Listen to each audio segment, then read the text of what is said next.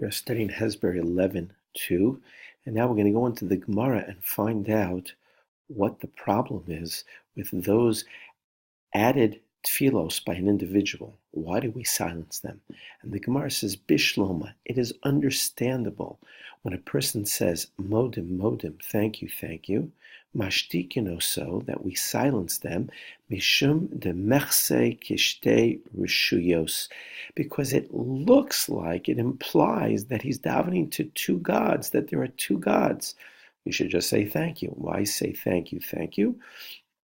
So one could maybe misinterpret that to imply that there are two gods and not Hashem Echad, one God. Va'al tov yizocher shemecha. And when it comes to saying that for the good, your name will be remembered, Nami also it makes sense. Mashma, because al tova v'lo al hara. We're not going to remember God's name only for the good and not for the bad. We have a Mishnah that teaches us a different lesson. Utanan, we are taught in the Mishnah, Chayev Adam levarech al hara. A person is obligated to bless for the bad, kishem shemavarech al hatova, the same way that he blesses God for the good.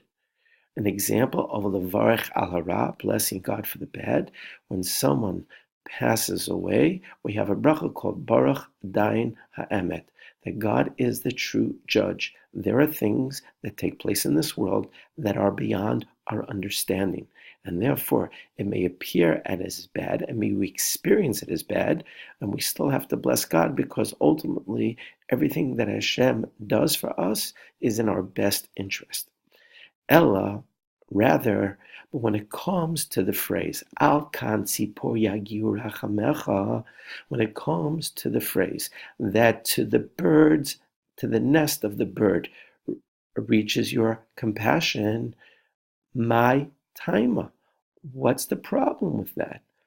And the Gemara answers, well, there's a disagreement among two Amoraim, two rabbis, but both agree that it's not good, but for different reasons. Plige, there is a dispute between Trei Amori b'Marava, between two Trei Amoraim, rabbis b'Marava from the west, meaning Eretz Yisrael. Bavel is in the east, and Eretz Yisrael is b'Marava, is in the west. Who are the two rabbis?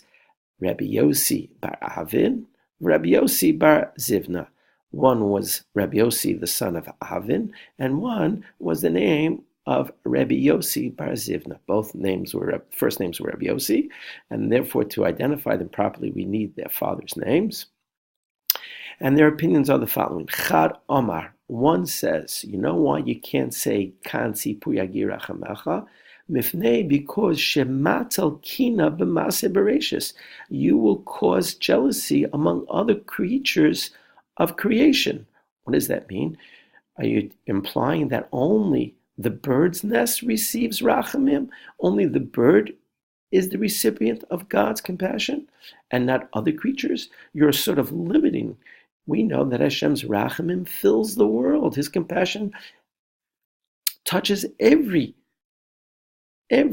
creature in creation. V'chad Amar, another says, you know why you can't say this? Mifnei she'ose midoso shel HaKadosh Baruch Hu rachamim. You are attributing the reason for this mitzvah is because God is compassionate. You're limiting God and saying, you know what, the reason God gave us this mitzvah is because He's compassionate. Ve'enan ela gezerah hahu. Mitzvot are given to us because they are decrees from Hashem. We are mortal, and it is very, I would say, impossible for us to understand the ways and workings of the infinite and why God gives us certain mitzvot. We would limit and say, well, God, this mitzvah is because of rachamim, and not because it's simply a gezerah. We must look according to this man de Amar, according to this rabbi, that every mitzvah, we need to see it as a divine decree. Let's look at Rashi. Shamat el kina, you will cause jealousy among the other creatures. Loma al ela chas, velo al shabri yosav. You're going to tell me that God doesn't have rachamim for all his creations?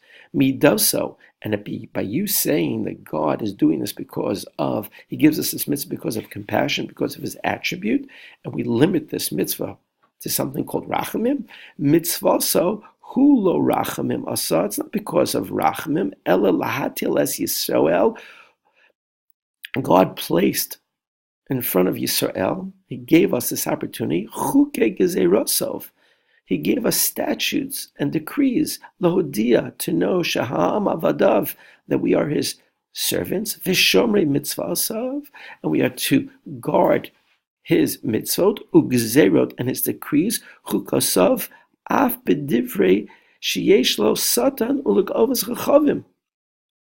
Even when the words, when those who are the satan are Yetzirah, or those who are idol worshippers, and they're going to say to you, why do you do these mitzvahs? You don't need to do these mitzvot. They seem to be arcane. Lahashiv, we can answer aleim to them. Lomar mat sarach b'mitzvazu, to say, why do we need to do these mitzvahs? When they say to us, why do you need to do these mitzvot? We can say, because our king has given us this decree, and we do it because he's our king, and not because of any rationale other than that.